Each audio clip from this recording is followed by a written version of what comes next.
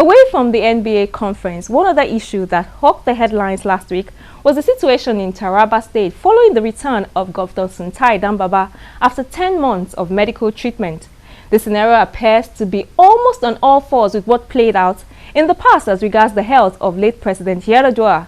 There was a constitutional amendment at the time, but again we're hearing calls for the Attorney General of the Federation to step in and take steps to protect and secure the sanctity of the Constitution.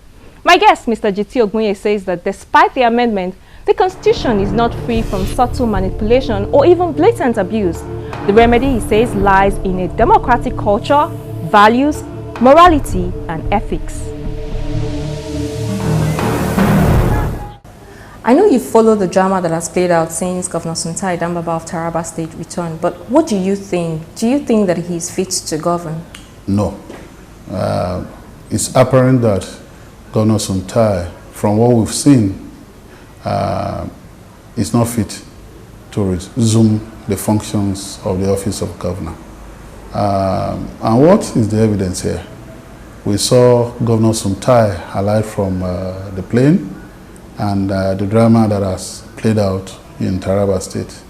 And so we don't need a soothsayer to tell us that he's not fit. And now what we've seen is that there's been a lot of spin by his acolytes and close aides telling us that he's fit.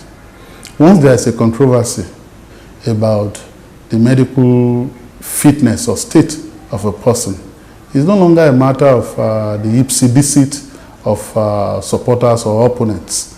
Their oral declarations or affirmations. No, it is about medical examination. And so, even for ordinary Nigerians, once you want to work somewhere, you may be physically fit, you may be outwardly fit, but the true determinant of the state of your health is a medical examination. And now, in this case, the report of the medical state, the medical report of Governor Damaba is not available for the legislators who are in the position to accept his communication, which is transmitted to them, that is fit, and therefore they have no platform to reach a conclusion that is fit. Now it's been suggested that, like dummies, they are just there to accept a transmission that is fit. And once he says that it's fit, that's the end of the matter. I don't think that that's the end of the matter. So he's not fit, as we've seen. And therefore, what ought to happen in the circumstances is for him to properly recuperate, properly convalesce, fully recover, and then, return to work when he's fit. Of course, it's possible that there could be opportunistic interventions. Opportunistic interventions are the hallmark of Nigerian politics. So you can't, find that in short supply. There will be people who want to switch allegiance. There are people who will even wish him dead in Taraba State.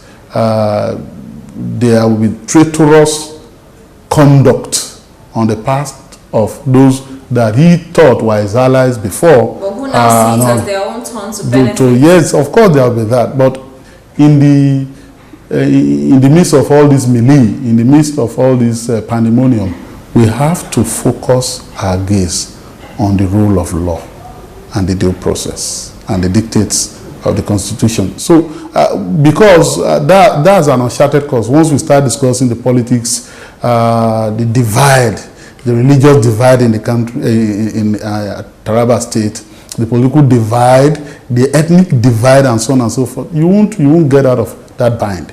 What we need to do as citizens, as Nigerians who want peace in that state and all over the country, and not only peace, development and progress, is to focus squarely on what the rule of law says. I know that there's been some amendments to the Constitution, especially after the issue of late President Yar'Adua, but it appears that we've not seen a solution that works. So what would you suggest for dealing with this issue so that perhaps after Suntai's issue is resolved one way or another, we do not have a recurrence? Yes, there was an amendment of the relevant section, section 190 in the Constitution. But even before that amendment, political responsibility, accountability, and maturity, and good faith, and good conscience, if this had been exhibited, wouldn't have even needed that amendment in the first place. It is said that our Constitution is a very bulky document, and it's very wordy and lengthy. And then people still try to then pick loopholes, you know, exploit lacunas, inadequacies, in order to do that which they will to do. So, yes, the letters of the Constitution are very important. The Constitution ought to be well worded, ought to be well written, but that's not the problem here. So, but now there is an amendment to the effect that once the president or the governor is on vacation or is indisposed, within 21 days, he has to transmit a letter to the speaker in the case of a state, or to the speaker and senior president in the case of the federation, when we're talking about the president, indicating that he's on vacation or that he's unable to discharge the functions of his office owing to ailment.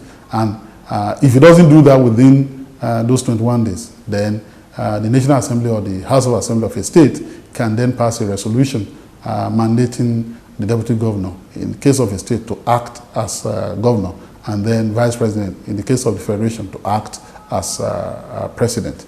And that once the governor or the president is now fit or is returned from vacation, he can then transmit a letter to the House or to the National Assembly, as the case may be, to the effect that he is now ready. So that